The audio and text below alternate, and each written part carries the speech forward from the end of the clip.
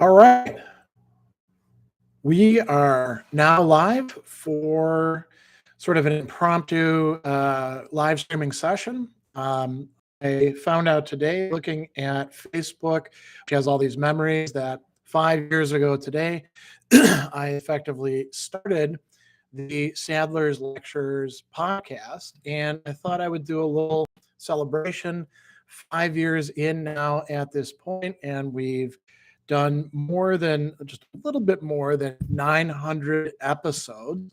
So I thought it was kind of a cool milestone. And I figured I would do a live chat so people who wanted to get in on celebrating sessions or find out more about it could. And so I figured, the only real thing that I got sort of scheduled is I'll tell you a little bit about the podcast and how it got started, and maybe what we've got on the docket yet to come down the line about it. And so anyway, for years and years and years, so we're going further than 5 years back, I had a lot of people saying, I like your YouTube lectures. Do you think you could turn them into podcast episodes? Because I like listening to them, but it's eating up my cellular data, or I can't download your videos, of course, and I'd love to be able to download podcast episodes. So I thought about it for a while, and I was like, well, yeah, I guess I could do that. I mean, it's taking on some additional work. And so I put it into Patreon as like one of the goals after I reached a certain point where I would start doing podcast episodes. And I started thinking about what kind of videos would I do? So, the longer class videos, not really great for making into podcast episodes, not least because they're a lot of work, taking a video and turning it into a podcast episode. I'll tell you what that involves in a bit. But doing like an hour-long class, yeah, I don't know. That's an awful lot. Sure, I want to put myself in for that much extra effort. And so then I started thinking about, what about the core concept videos? And at that time, I probably had 200 or 300, maybe more core concept videos. Those are, something I've started doing for my own students, and a lot of other people benefit from them. They're nice because they're anywhere from 10 to 20 minutes long, and that could make a good podcast episode. So I started doing that. And actually, at the very beginning of doing that, I started creating my own, and I think the very first episodes I had were Plato, maybe from the Meno or one of the other dialogues, right? And I got Audacity, and Audacity is this free software that you can use. I still use it today for the podcast. I use it for producing the Wisdom for Life radio show episodes, and it's cool. It's maybe there's some other software out there that's better than that, but I'm pretty happy with the way Audacity works and the kind of episodes, the kind of sound files that it produces. It's got a big learning curve, I will say that. And so some of the earliest episodes are perhaps not at their best because I wasn't quite sure how to use effects like compression at that time. But in any case, I would take them.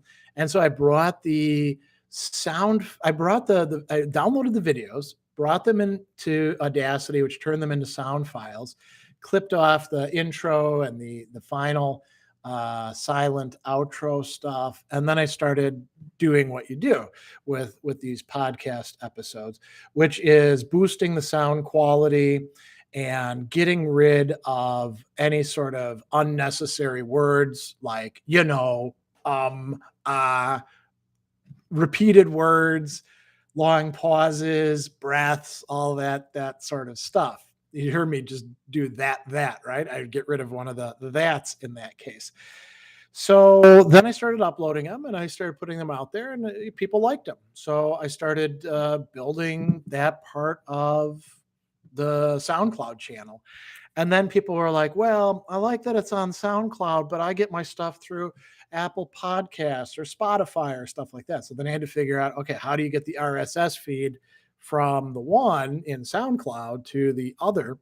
And that's what I did. And I think now Sadler's Lectures is available on probably 20 major sites and a whole bunch of other ones that I don't know about, but keep finding out about every once in a while when somebody will point it out to me. Hey, you're on this or that.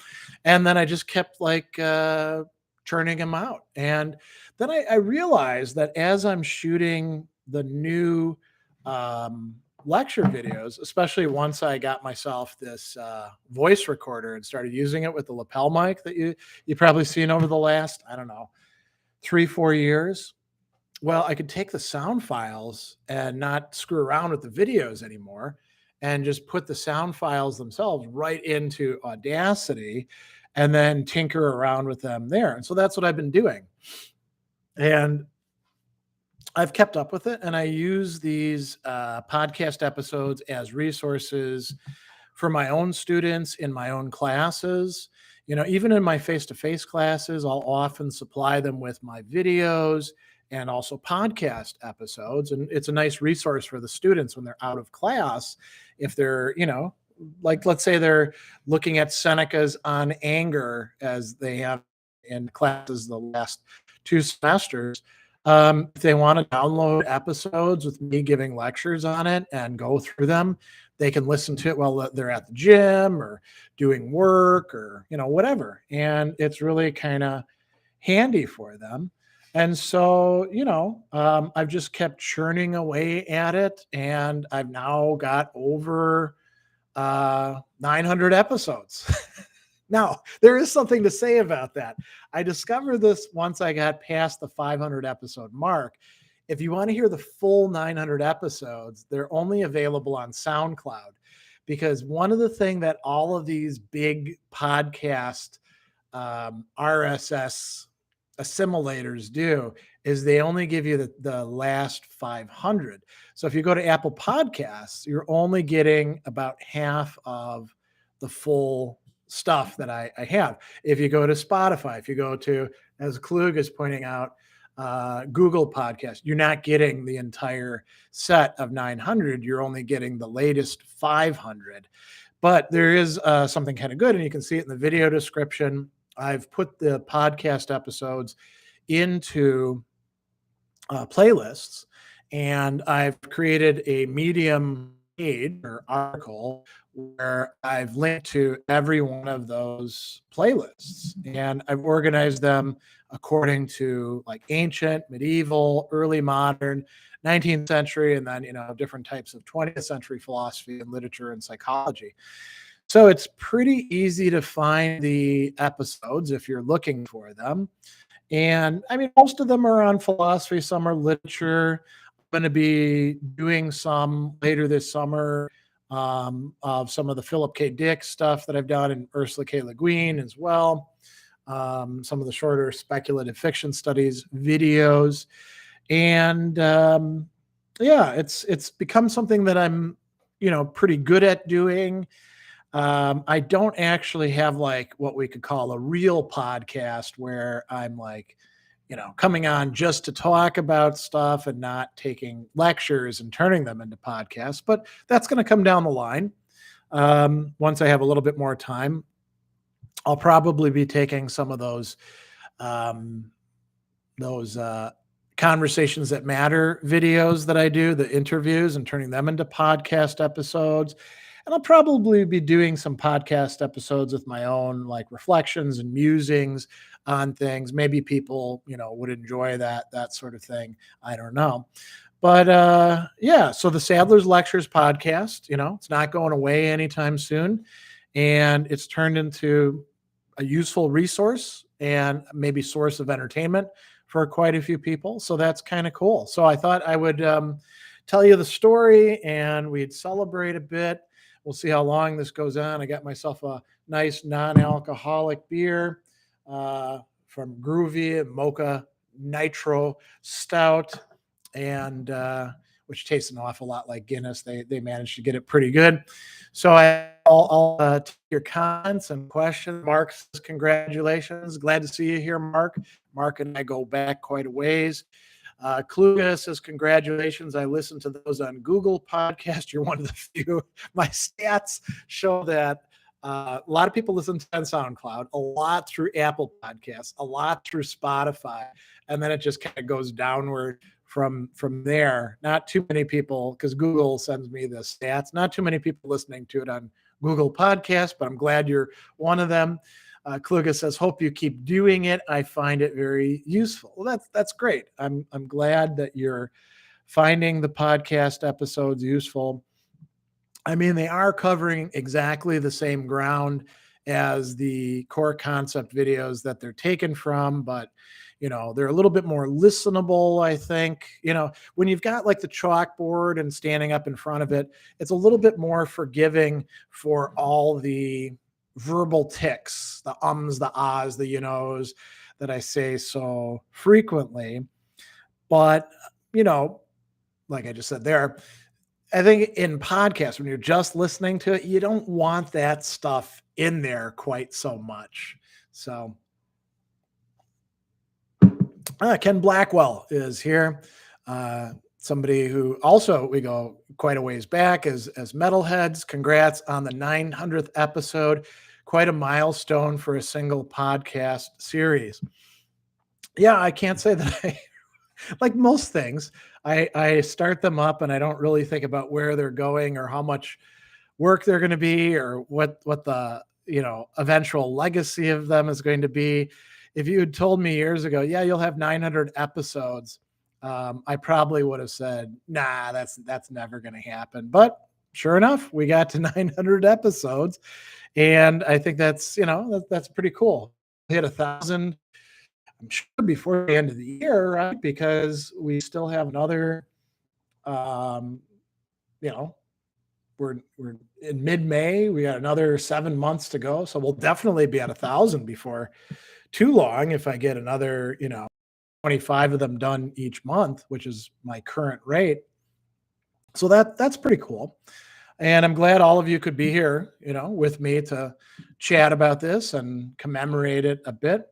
Anybody else have any comments or questions they'd like me to address about the podcast, about philosophy, about plans for it? As a matter of fact, I was supposed to say something about the plans for it. So the plans are just keep on going.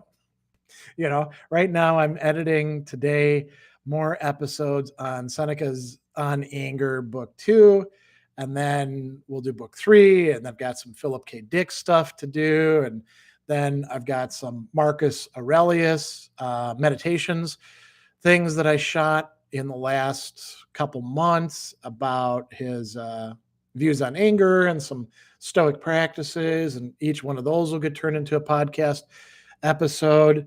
And then, we'll just see where we go from there. There's plenty of stuff. And I will mention, too, that at this point, I have managed to produce podcast episodes covering the entirety of the Nicomachean Ethics, all of Cicero's book 1 of On Duties.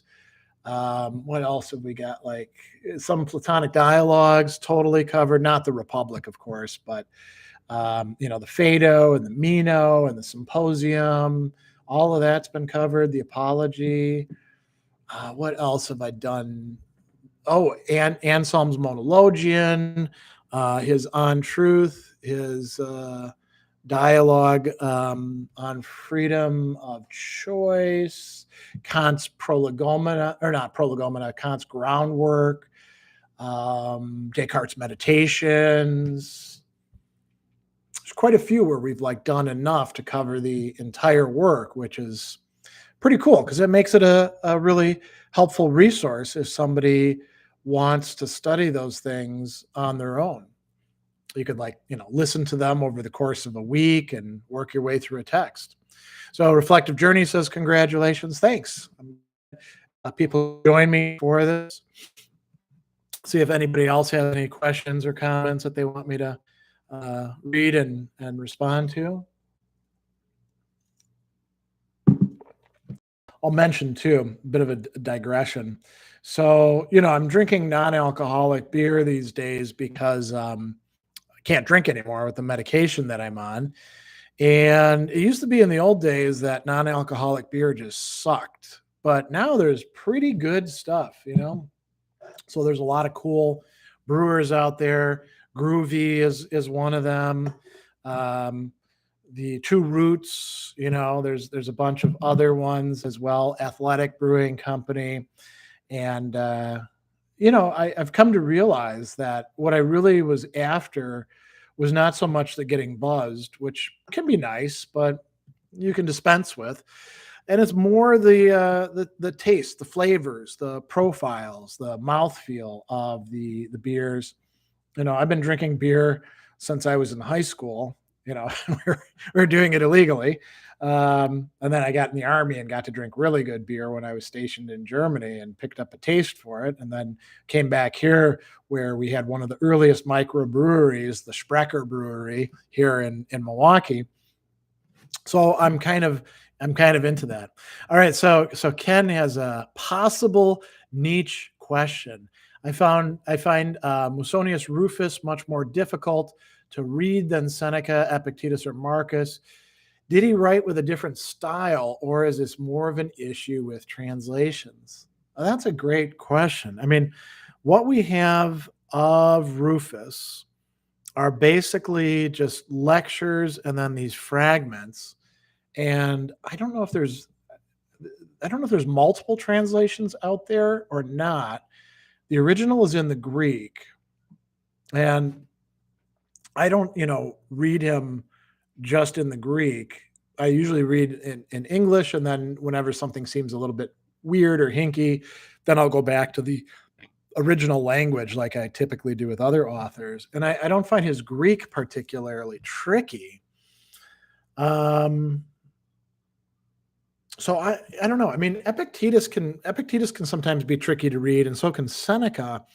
Seneca, not least because he loves his rhetorical framing of things. As a matter of fact, in antiquity, sometimes in the Middle Ages, they would like say Cicero is one model of rhetoric, Seneca another model of rhetoric.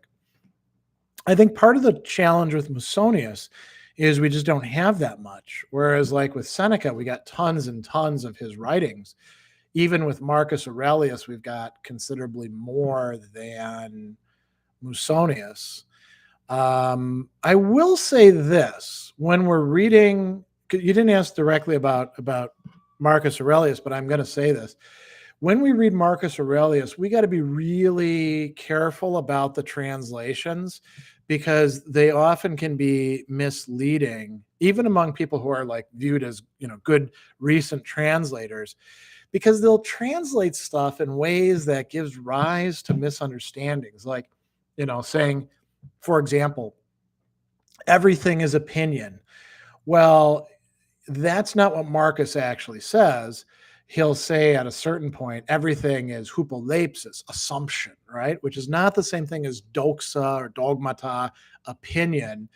And translators will just put that in there, and then people will like throw the quote around, and it gets everybody confused. So, all right, Mark says, do you have any comments on the nature of theoria as found in the Christian prayer tradition in Plato and Aristotle? How are they the same or different? No, I don't really have any comments on that because I wasn't prepared to like do any deep thinking about, those sorts of things. I will say this, that theoria is not something that has just one meaning in Aristotle. It changes from work to work, and likewise in Plato and the Christian prayer tradition. There isn't any Christian prayer tradition. There's a whole bunch of Christian prayer traditions, some of which are going to be written by people indebted to Plato or Aristotle. So it's not like there's, box one over here, box two over here, and box three over here. All right. Ronelius, are you planning to create a guide to translations or learning ancient languages? No, not at all. I'm not a classicist. I'm a person who reads classical languages, but that's work that's much better left to people who specialize in that sort of work. And there's plenty of, guides to learning ancient languages already available out there. You just have to Google it and you'll find them. I didn't use that sort of stuff when I was learning them. I looked through the grammars and worked my way all the way through them, and but I learn languages in different ways. And why would I make a guide to translations? If you mean like guides for people to do translations, that seems like such a niche that it wouldn't be particularly helpful for me to do it. I mean, I do translate stuff from various languages, but I'm not there to guide other people in doing that. All right. Have you read the new Wittgenstein Tractatus translation by Oxford World Classics? I haven't, but I mean, I don't really care, because if I want to read the Tractatus, I just read it in German. That's what I cut my teeth on when I was first encountering Wittgenstein, about 25, 30 years ago. So there being a new Tractatus translation, for me, that's not a big deal. There's a lot of other works where maybe it'd be more interesting to see a new translation. Reflective journey. I am planning to go through Robert Brandam's A Spirit of Trust. Is that a good place to start with Hegel? No, you should start with reading Hegel. I mean, or if you're going to if you want a secondary source, I don't know, start with something that's less taking a stand on Hegel's work, and something that's just like more standard history of philosophy, like Hobbeston, and that would be the place to go. But if you're going to start with Hegel, start, I always say, not with the phenomenology, with which The Spirit of Trust is about, by the way, but with his lectures on the philosophy of history and lectures on the history of philosophy. And I recently did a self-directed study video on Hegel's works. So just, Google Sadler self-directed study Hegel, and that'll give you all sorts of ideas and resources and things like that. All right. Rene said, I mean, maybe a guide to find the best translations of certain works. I have a video, which is one of the Dr. Sadler responds. People always ask me, what's the best translation of this? And I say, there is no such thing as a best translation. That's not the way translation works. There might be some translations that are crappy, but there's rarely a hands down best translation. It's all depending on what you're looking for. Do you want it to be real close to the text? Do you want it to be, sort of like getting at the heart of the things? Do you want it to be in colloquial language? There's no universal best translation for most works. Mark says, congratulations on the milestone, Greg. Here's to further success with some beers. Yeah, thanks, Mark. Have a little toast if any of you have anything that you're imbibing.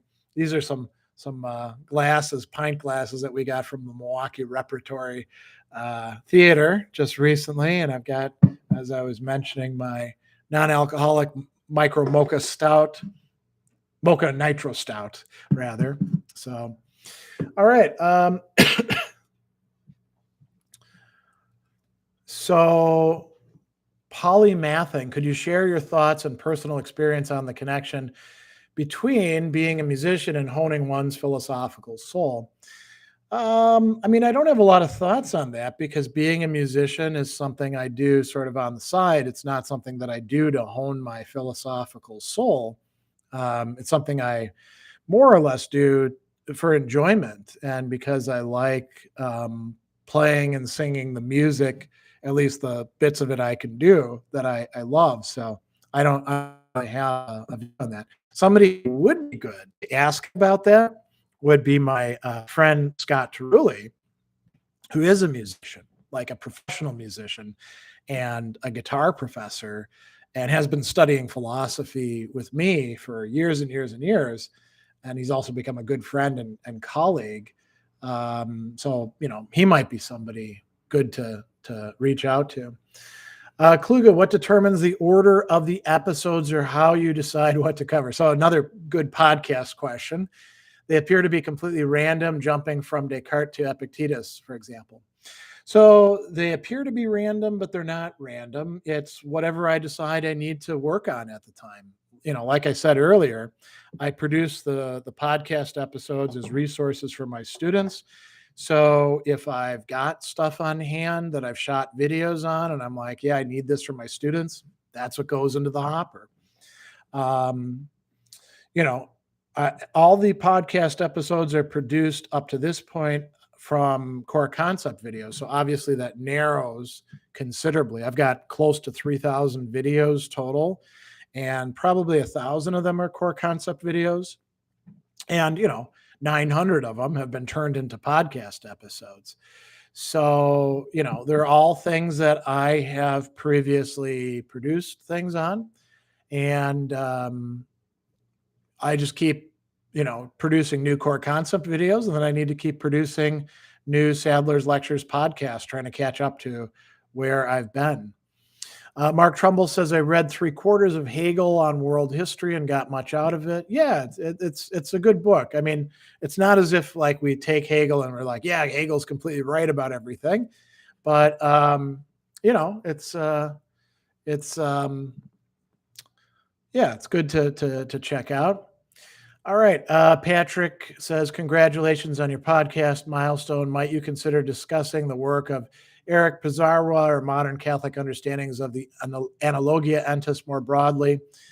Hey, if you want to commission me to shoot videos on that and then produce podcast episodes, that's fine. But I don't have any plans to shoot on Pizarro at any point in time right now. I got plenty of other stuff I got to produce things on. If we want to talk about contemporary or 20th century Catholic thinkers, I did my dissertation on Maurice Blondel. I should probably start doing some core concept videos on that guy first. And there's plenty of Gabriel Marcel I need to do stuff on, Antonin Sertillange.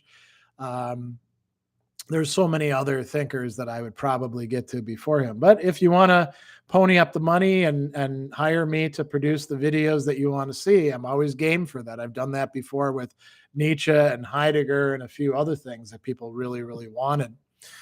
Sumit, love and greetings from India. Your lectures are full of wisdom and very helpful to me. Thank you. Well, I'm glad to hear that. By the way, interestingly, bit of a side note trivia. I've done work in the past prepping students for the Indian Civil Service examination, which, you may know, Sumit, but I doubt many of the other people do. It has quite a bit of philosophy stuff in it. For the Indian Civil Service exam, there are the required test things that you have to do. And one of them includes an ethics component, right? And that was in there in part because there was so much corruption going on that they thought it was important. But there's also like you can study all these different subject areas, and so there's Western and Indian philosophy, and so I've prepped test candidates in both of those in the past. It's been a while, so I haven't looked at the most recent sets of questions. But if I ever do have the time, I may produce some resources on that, because I always thought it was pretty cool that, there's at least one place, as far as I know, that thinks that you should know some philosophy and be able to explain it to other people before they'll let you in governance positions, or at least in civil service positions. And so I kind of like that idea. All right. MBBM, is it necessary if one desires to learn philosophy to enroll academically? No, it's not necessary. You can study philosophy on your own, and you could also enroll in a traditional academic institution and have crappy teachers that, aren't very good at teaching philosophy or aren't very interested in what they're teaching. I will say this.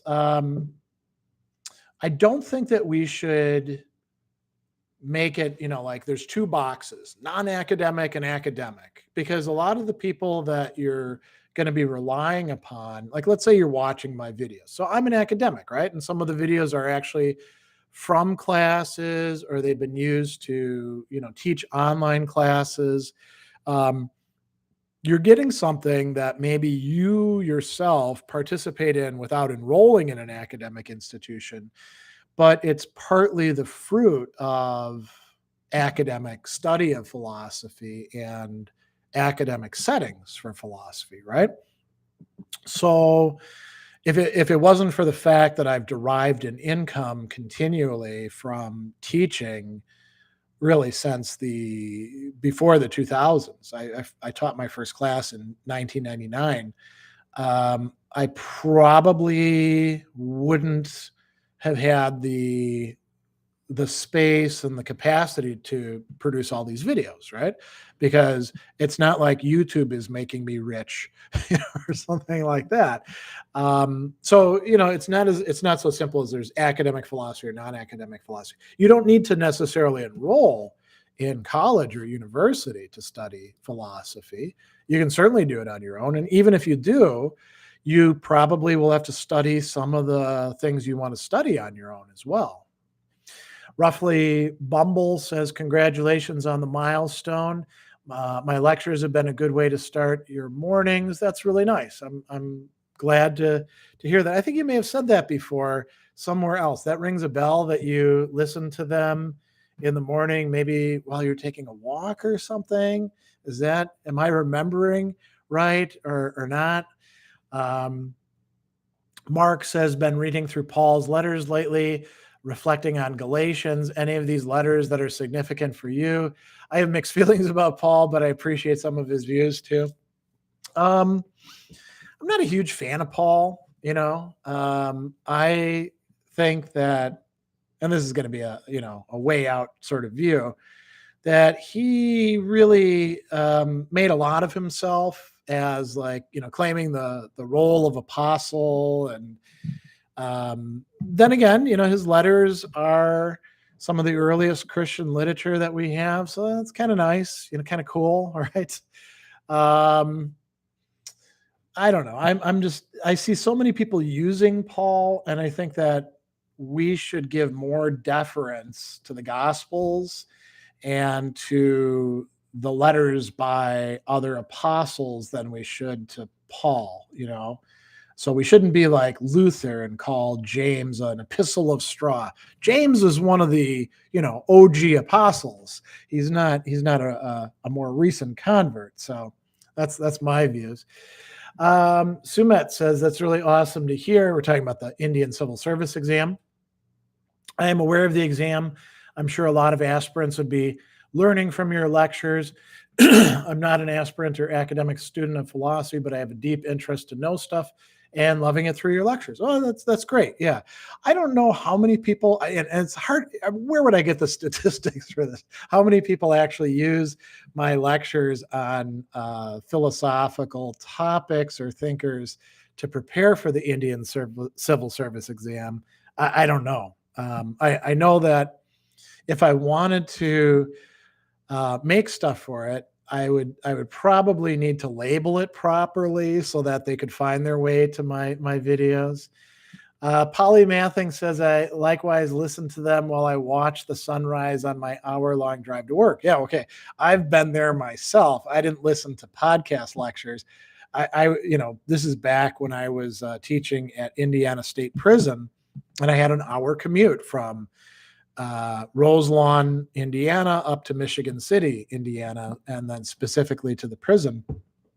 And I would go to the library and get CDs and copy them and burn them onto new CDs so I could listen to stuff. So I listened to, for example, the whole Odyssey. I remember, and then I would download things too from LibriVox. And, it's kind of funny because there's some philosophical works that I can listen to while I'm driving, and there's others where I just get hopelessly lost. I found that I could listen to Aristotle, but Descartes I'd start losing the thread of the argument. And then you can't listen to Hegel while you're driving. People who claim that they're going to listen to the phenomenology on Audible or something, it's hard enough to figure out what the hell the guy's doing with a book that you've got in front of your face. I can't see doing it in a linear fashion, listening to it. All right. Roughly Bumble says, not me on the walk while making breakfast sometimes. Okay. And then any recommended tricks for using Audacity? I use it for LibriVox recordings, but I'm very novice right now. Yeah. And you know who else is doing that, by the way? My oldest child, Kat. They're doing LibriVox volunteering, and that's very cool. And I asked Kat the other day, "Hey, you using Audacity?" And they were like, "Yeah," and that's all I use nowadays. So tricks, yeah. So you definitely. Here's what I'll say, because I use it not just for the podcasts, but also like if I'm recording new stuff. I've been experimenting with this Omni course, uploading lectures there, and I recorded lectures for Listenable as well. Um, you know, leave some gaps, because when you look at the sound file, you're going to need those gaps to do certain things with effects. So the two effects that I use the absolute most, basically on every sound file that I'm working on, one of them is noise reduction. And that's, there's a two-part process for that. You find like a place. So like, let's say the air conditioning is on. You can't see it, but there's like an air vent right above here. And so it could be making a little bit of background noise, right? So you use that little sample where the only thing that's going on is the background noise, and you sample that, and then you do noise reduction, and that gets rid of all that crap, right? Compressor, I use that pretty much all the time. That kind of evens things out.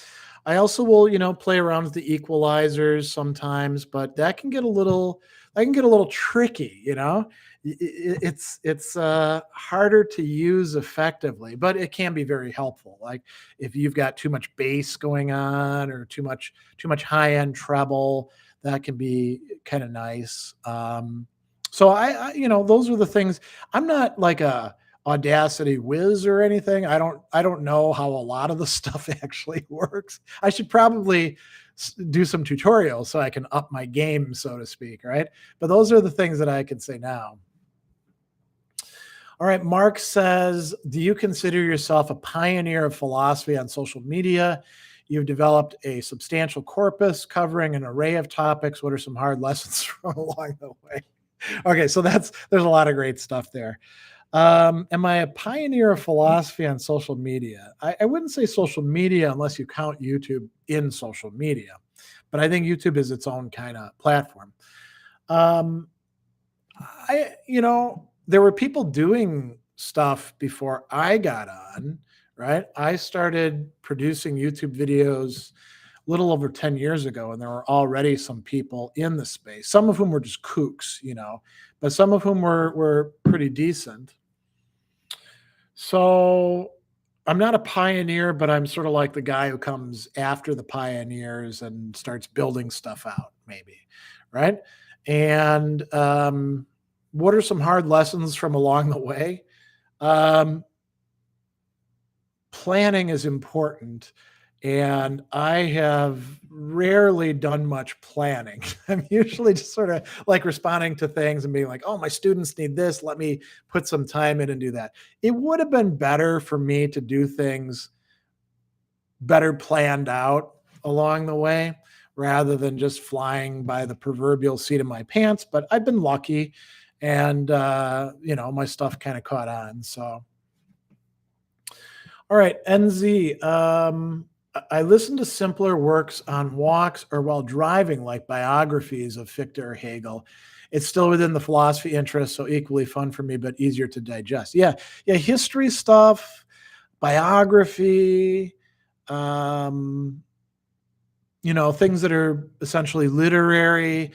I think those are easier for us to digest while we're doing other things and while we're listening to them rather than reading them, than straight out philosophy stuff. And part of it is because of the way philosophy is written.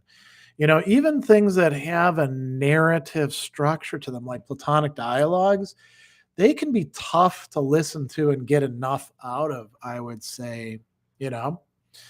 Mark says that may help if I start recording content. Yeah, that's cool. Mark is an educator too. Mark, actually, both Marks here, Mark Trumbull and Mark Schmidt, are both educators. So you could make some useful resources, I think, for your students.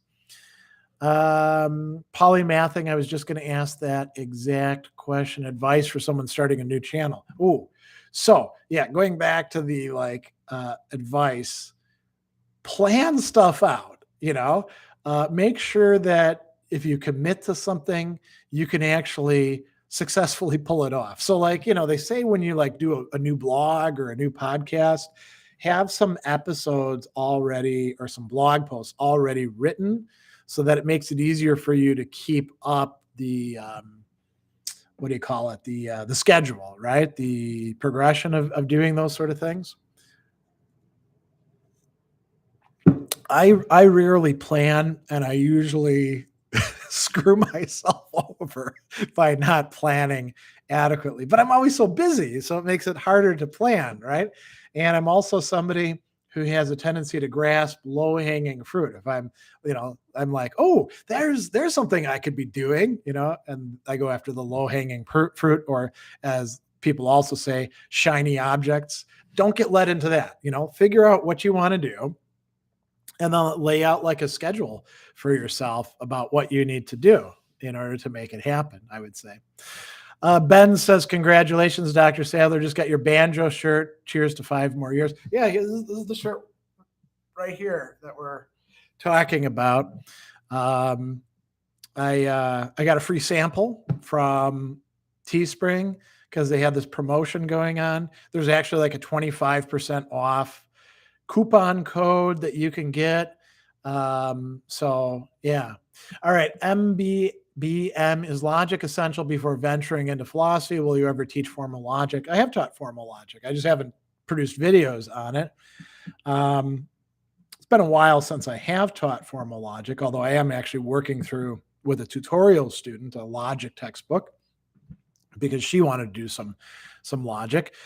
I don't know that I need to produce content on it because there's already people out there like Dr. Logic who produce great content on it because she teaches those classes all the time. And, she's better at that sort of thing. It's sort of like why don't I produce videos on Eastern, which is not a term I like to use, but that's the term that everybody uses, Chinese philosophy or Indian philosophy or Islamic philosophy. Well, because I don't read the source languages and there's better people out there shooting stuff on that.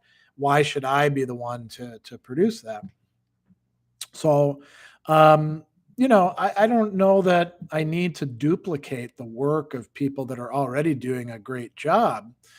Do you need to go into logic before philosophy? You absolutely don't, as a matter of fact, sometimes with a lot of philosophy majors, the first logic class sometimes that they get is in graduate school, if they don't have a logic requirement as an undergrad. And you're going to find that formal logic, despite the hopes and dreams of the people involved in, early 20th century analytic philosophy, you can't do that much with it, unfortunately. It doesn't adequately capture the structure of much argument. You really need to study rhetoric and study it in a serious way in order to understand how argument works well. Polymathing says, thank you too. And thanks to Roughly Bumble for the super, I forget what it's called, super something. All right. Any other questions, comments people have? We got about maybe another 15 minutes before I got to get back to work for the day, before I have to go to an event tonight where fortunately I am not speaking. My wife is being honored for having been the president of the Junior League of Wisconsin or Junior League of Milwaukee for the last 2 years at the Women's Club of Wisconsin. It's like a big gala. I got to put on a suit and tie and head over there. And there's the band, the Five Card Studs, are playing, which if if you're from Milwaukee, that's a big deal that they're playing. So there's going to be dancing and dining and schmoozing and all that kind of stuff that I got to dress up for. But any other questions, comments, things people want me to engage with? Oh, this is a really interesting question. Reese Barker, what are the best minors to complement a philosophy degree? I mean, that's one of the cool things about philosophy is it kind of goes good with everything. It's like tofu, you know. If you're doing, and it is like tofu in this way, right? Tofu takes on the flavors of what it's mixed with. So if you're like studying anatomy and physiology, I don't think you can minor in that, but you know, you could probably minor in something connected with that.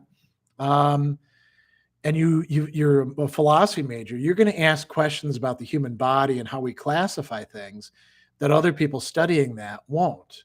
Or if you're like a theater minor and you're a philosophy major, you're gonna start thinking about things that the others may have an inkling of, but they're not quite grasping. Or let's say you're an accounting minor, although I don't know if you can minor in accounting. Usually people I meet that are doing accounting are majoring in it, but you could double major, right? And you'll start asking all sorts of interesting questions that they don't usually want you to ask. Right. A lot of times people wind up in philosophy because they pester their professors with too many foundational questions. And then the professors are like, get the hell out of here, go to philosophy. Right. So, there's all sorts of things. I don't think that there is like one single set of minors that would be better than others. Yeah, I think philosophy could go well with just about anything, quite frankly. And I'm sometimes surprised, especially at Marquette University, when I ask my students what their majors are, and they're like, this thing over here and philosophy. And I'm like, wow, that's an interesting combination. So, all right, Chris, thanks for all your effort to bring philosophy to the masses. I've recently been using your series on Aristotle, making my way through the Organon 4 weeks, and I'm only on interpretation, but time well spent. I take extensive notes and use your lectures to add much to them. Well, that's good. Yeah, I mean, I haven't done on interpretation. I haven't done any videos on it, but if I was going to pick some more of Aristotle's logical works to do videos on, besides the categories, which I have done, on interpretation and on sophistical refutations would be among them, two nice shorter works. And then the topics. The topics is a massively undervalued work. That's where you see Aristotle actually saying, here's how you argue for this sort of thing. Here's the way you look at it. Particularly the book of the topics that's on ethical topics, which is getting into the nitty gritty of like practical reasoning, is just amazing stuff. So I hope down the line to do some stuff on that. I will be talking about that this summer, actually next month, at the Aristotle and Aristotelian Tradition Conference at Marquette University, where I'm going to be doing a paper on moral values and reasoning in Aristotle's works. And so the topics will play into that, as will the Nicomachean Ethics and the rhetoric and politics and a few other works as well. So, yeah. All right. We got about 10 minutes left. Any other questions, comments people want to have me engage with? I have a little bit more of this tasty beer, this groovy mocha nitro stout. I don't know if they're still making this, unfortunately. It's really quite good, but I think it was a one-off they did. I'll say too, I'm looking forward to the summer. I have 2 students yet who have incompletes in my classes. And once I get them resolved and off my docket, I get to do more fun stuff, including, I should mention, I've got an Aristotle class starting next week in the Study with Sadler Teachable Academy. And we still have spots open for people who want to study Aristotle on the moral virtues. So Nicomachean Ethics books 2 through 6, we got a lot of other cool stuff coming up. All right, so here we go. Polymathing. I've been diving into Empedocles this week. I don't hear him talked about much, but his ideas seem very important. Well, you don't hear him talked about much because we don't really have full books by Empedocles any more than we do the other pre-Socratics. And what we do know is largely drawn from other later thinkers, like Aristotle talks about Empedocles quite a lot, right? Mondavarius, what's the best philosophical sci-fi book? Wow, that I don't know if there is a best. It kind of depends on what you're looking for. I will say this. Um, I mean, so there's authors that are like very, very explicitly engaged with philosophy. Like, we just finished up in the worlds of speculative fiction, Kim Stanley Robinson's Mars trilogy, where like one of the characters is actually bringing up Gramscian semantic squares, and there's all these really interesting ethical questions being formulated. And Robinson is super upfront about what he's doing. We're doing for this coming month, we're going back to C.J. Chera's Alliance Union universe. And I've been rereading some of the novels that we're going to be looking at. And holy shit, is she good. She is probably she's become one of my favorite authors. And you wouldn't think that the ins and outs of like running a merchant starship, the imagination that she has about that could possibly be interesting, but she makes it interesting. And she's so good at like capturing the human condition. Now, is there like explicit philosophy in that? Not really, but she's really quite good about that. Reese Barker, I'm trying to read the Summa Theologiae, I assume, for preparation for second year of undergrad philosophy, specifically my Thomistic full year course. It's so hard to read. How can I better understand what's being said? Well, on that, I can actually give you something. So the first thing is to realize that it's set in a particular format, and it's a dialectical format. So Thomas will begin with a question, and then he'll say, here's 3 arguments. It's usually 3 arguments against this position.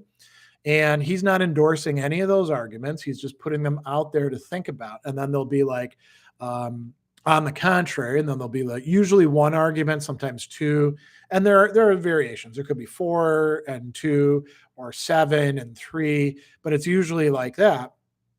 And then when you want to see what Thomas himself thinks, I respondio, right?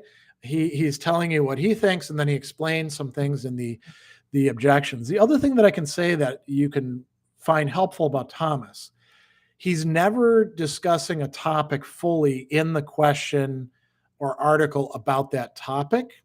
You got to be willing to go around and see what he says in other places. So, for example, he's going to talk about, so I've been doing a lot of work on Thomas and anger, and he's got like a whole question about anger and then all these articles. But he also talks about it importantly in other places too. Or say the old law and the new law and their relation, right? There's whole sections, but then you got to go to other places and see what he says. So you got to kind of read around a bit to get Thomas's take on stuff. Christopher, maybe is how it's pronounced. Are you planning to do any videos on the philosophy of mathematics? Maybe down the line. I'm not really a specialist in that. There might be some good stuff out there already. I'd have to take a look. My youngest child wanted me to do that years ago, but I don't know if she still wants me to. She's already pretty advanced in mathematics. She's up to Calc 3 and doing some other cool stuff. All right. Let's see here. Ken Blackwell, overused term, but I think Aristotle could legitimately be described as a true genius who has loomed large over Western thought ever since. I don't use the word genius much, but yeah, I mean, Plato, Aristotle, Descartes, I think they could be placed in there. Aristotle was, he's wrong about a lot of stuff, especially like when it comes to women, but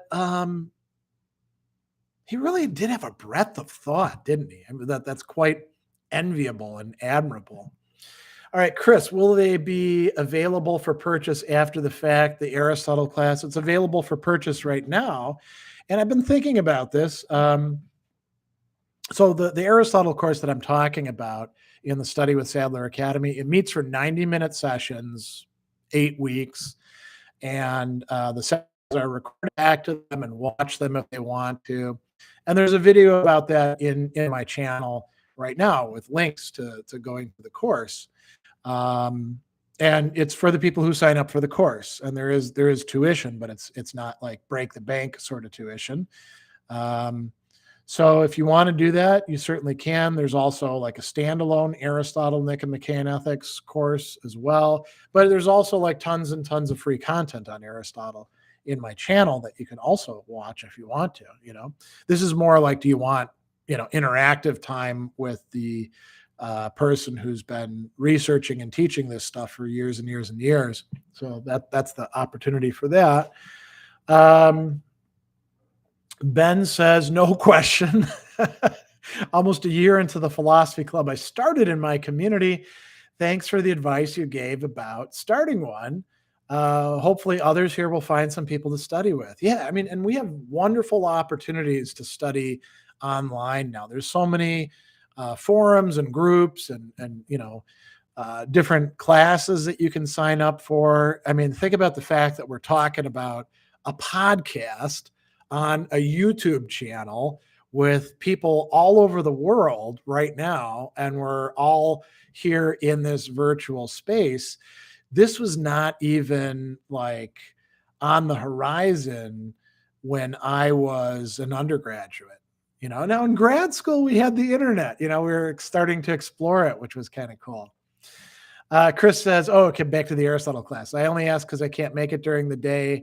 Day job gets in the way of my reading. Yeah. Some people sign up for the class and they don't participate in the sessions, but they watch the videos and then the video of the session, and then they participate in the discussion forums that we have set up after each of the videos. So, it's up to you. You obviously, if you can't be there for the session, it's not as fun, but you can still get a lot out of it.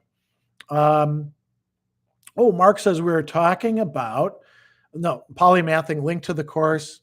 Like I said, there's a video on my channel. You got to do a little bit of groundwork here, right? I'm doing this. I'm not putting links in places. Just go to the channel and where it says Aristotle 8-week class, click on that video, click on the link there. Mark says we were talking about Blade Runner today in a group. We used Aristotle theory of the parts of the soul to argue. Oh, that's good. To argue whether androids have souls. His thought was robust, a gift that keeps on giving. Yeah, that's cool, because usually what's the go-to for Blade Runner? The master-slave dialectic from Hegel, right? It's not like thinking about whether they have souls or not. That's a great question. That would be worth exploring, I think. Ibrahim says, been working through the Nicomachean Ethics, Eudemian Ethics, Magna Moralia. What's your advice on the Eudemian Ethics and Nicomachean Ethics from an order and consent perspective? If I can make time, we'll definitely sign up for Nicomachean Ethics. I don't know what a consent perspective is, but here's what I can tell you. Most scholars think the Magna Moralia is not by Aristotle, but it's Aristotelian, right? So it's not bad. Same thing with virtues and vices.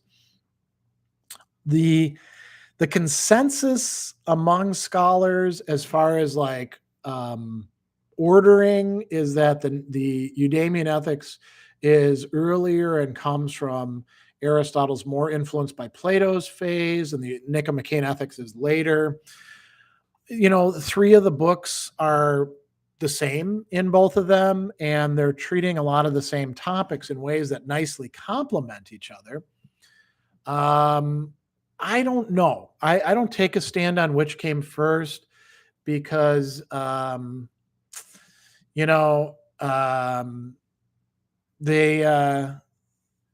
we don't really know, and I think it's nice to use them both in conjunction. I also think it's fine to use stuff from the Magna Moralia and on virtues and vices, but we just have to say, well, this isn't Aristotle himself, but this is Aristotelian.